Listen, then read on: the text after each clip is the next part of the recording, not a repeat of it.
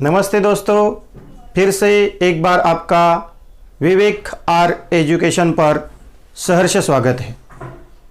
आज फिर से हम विराम चिन्ह की जानकारी लेने वाले हैं। पहले हमने विराम चिन्ह का पहला भाग बनाया था। आज हम भाग 2 लेके आए हैं। पहले भाग में हमने 5 विराम चिन्हों को जाना, उसे पहचाना, उसकी जानकारी ली।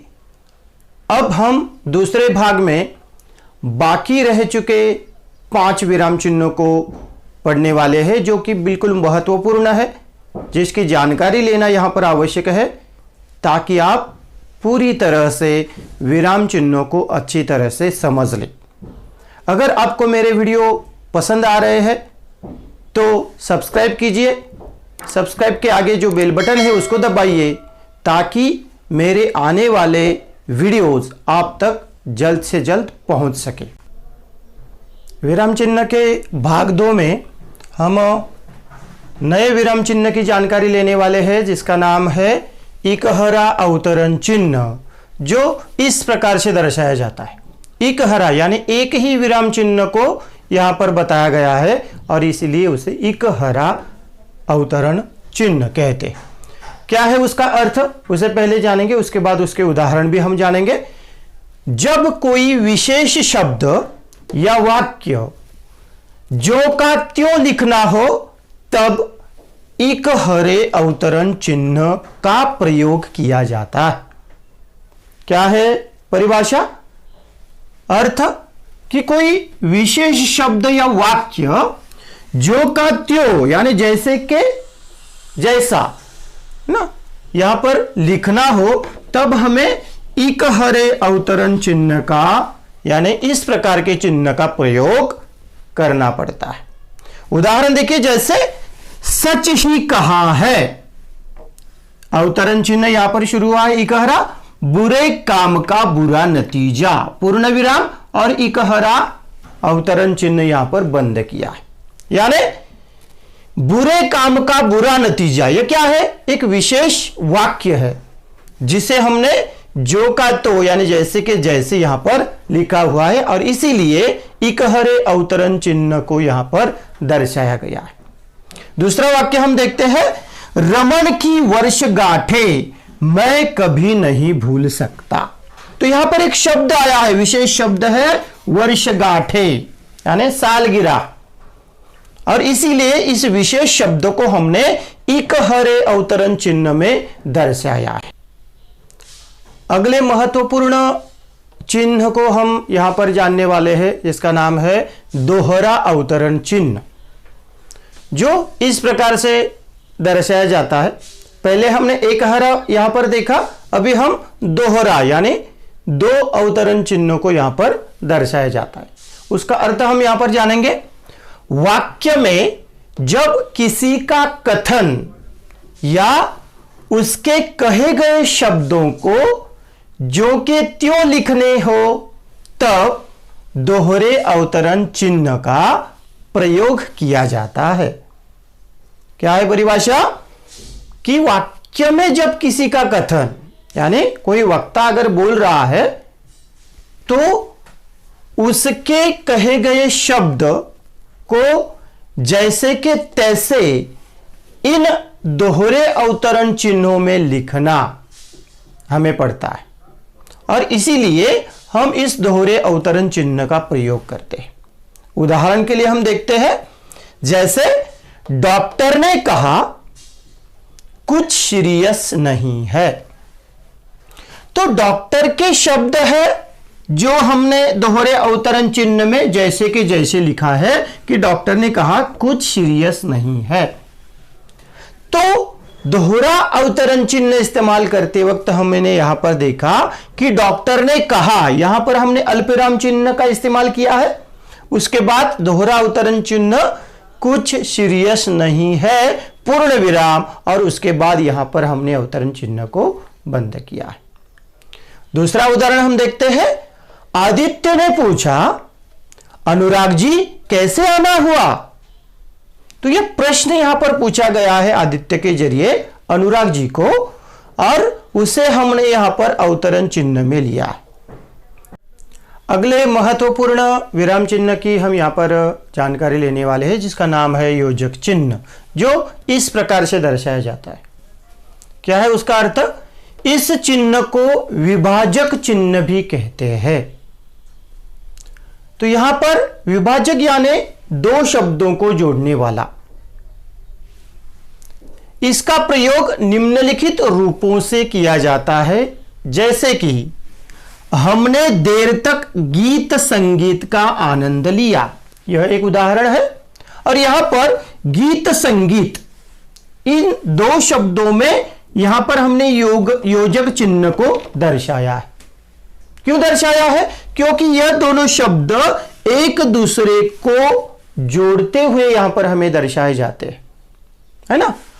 और इन दोनों शब्दों का एक दूसरे से कुछ ना कुछ संबंध है, और इसीलिए हम यहां पर योजक चिन्ह यानी कि विभाजक चिन्ह का इस्तेमाल करते हैं। दूसरा उदाहरण देखते हैं। मैं गुन्नाता हुआ ढीठ सा अंदर आ जाता हूं। तो यहां पर ढीठ सा यह शब्द इस्तेमाल हुए हैं, और दोनों शब्द एक दूसरे से जुड़े हुए हैं, और इसीलिए हमने यहां पर योजक चिन्ह दिया है। तीसरा उदाहरण भी हम यहां पर देखते हैं। लक्ष्मी के शरीर में एक सिहरन सी दौड़ गई। सिहरन सी, इन दोनों शब्दों के बीच में हमने योजक चिन्ह को दर्शाया है। यानी दो शब्द जिनका कुछ न कुछ संबंध है, लेकिन दर्शाते वक्त हमने उनको विभाजक चिन्ह यानी योजक चिन्ह से यहां पर दर्शाया है। जैसे कि गीत संगीत, ढीठ सा, सिहरन सी। तो इस प्रकार हम इस योजक चिन्ह का प्रयोग करते हैं। अगले विराम चिन्ह की तरफ हम बढ़ते हैं। नाम है कोष्टक चिन्ह। तो अलग अलग प्रकार से कोष्टक यहां पर दर्शाया जाता है, जिसका उपयोग भी हम अलग अलग तरीके से करते हैं। तो इस चिन्ह के जरिए हम कोष्टक को दर्शाते हैं। क्या है उसका अर्थ? इस चिन्ह का प्रयोग क्रमसूचक अंकों, अक्षरों, किसी पद का अर्थ प्रकट करने तथा नाटकों में पात्र के भाव को व्यक्त करने के लिए किया जाता है। जैसे यहां पर कुछ अंक दिए गए, देखो 1, 2। तो इस प्रकार हमें अंकों के लिए भी इन कोष्टकों का इस्तेमाल करना पड़ता है। या कुछ अक्षर है क, ख, ग, घ जैसे, तो उनके लिए भी हमें कोष्टक का इस्तेमाल करना पड़ता है। या कुछ उदाहरण यहां पर दिए गए हैं, जैसे कि गोपाल प्रसाद उमा से तो तुमने पेंटिंग वेंटिंग भी सीखी है।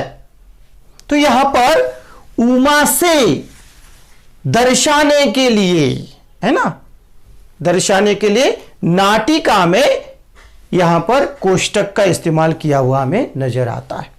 उसी प्रकार रामस्वरूप चौंक कर, तो रामस्वरूप यह पात्र है और उसके भाव को हमने यहां पर कोष्टक के अंदर दर्शाया है, चौंक कर। तो इसलिए हमें इन कोष्टक चिन्हों को अलग अलग प्रकार से दर्शाया जाता है, और यही हमने यहां पर समझने की कोशिश की है। परीक्षा में भी आप जब प्रश्न पत्र आपके सामने आता है, तभी आप इस प्रकार के अंकों को कोष्टक में पाएंगे या इस प्रकार के अक्षरों को कोष्टक में पाएंगे, ताकि आप उसके जवाब आसानी के साथ लिख सको। अगले विराम चिन्ह की ओर हम बढ़ते हैं। अगले विराम चिन्ह का नाम है निर्देशक चिन्ह या विवरण चिन्ह भी उसे कहा जाता है, जो इस प्रकार से दर्शाया जाता है। 2 बिंदु और तिरछी रेख, या इस प्रकार से हम भी इसे दर्शाते हैं। यह योजक चिन्ह से थोड़ी बड़ी होती है और इसका इस्तेमाल हम अलग अलग प्रकार से करते हैं। उसका अर्थ हम जानेंगे और किस उसके उदाहरण यहां पर हम देखेंगे।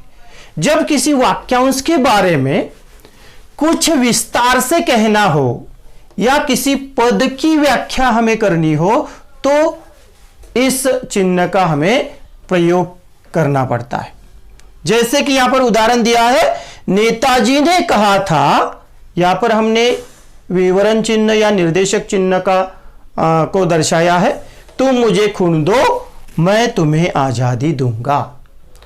इस प्रकार और दूसरा हम उदाहरण यहां पर लिख सकते हैं, जैसे कि संज्ञा के भेद निम्नलिखित है।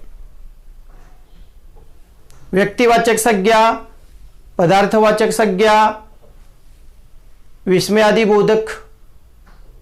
तो इस प्रकार हम अलग अलग प्रकार से इस चिन्ह को दर्शाते हैं।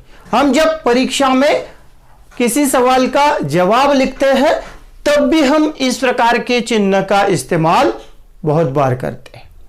तो निर्देशक चिन्ह या विवरण चिन्ह यहां पर हम इस प्रकार के चिन्ह के जरिए दर्शाते हैं।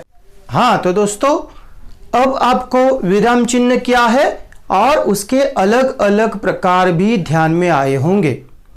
इस वीडियो को देखने से पहले आपने अगर मेरा विराम चिन्ह भाग 1 नहीं देखा है तो नीचे दिए गए डिस्क्रिप्शन लिंक को पहले देख लीजिए, ताकि पहले से विराम चिन्हों को आप अच्छी तरह से जान पाएंगे।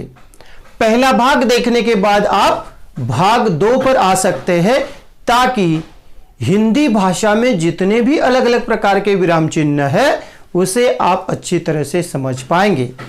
अगर आपको मेरे वीडियो पसंद आ रहे हैं तो कृपया आप लाइक कीजिए, अपने दोस्तों के साथ शेयर कीजिए, सब्सक्रिप्शन का बटन दबाइए, उसके आगे जो बेल बटन है उसको भी दबाइए, ताकि मेरे आगे आने वाले वीडियो आपके पास आसानी के साथ पहुंच पाएंगे।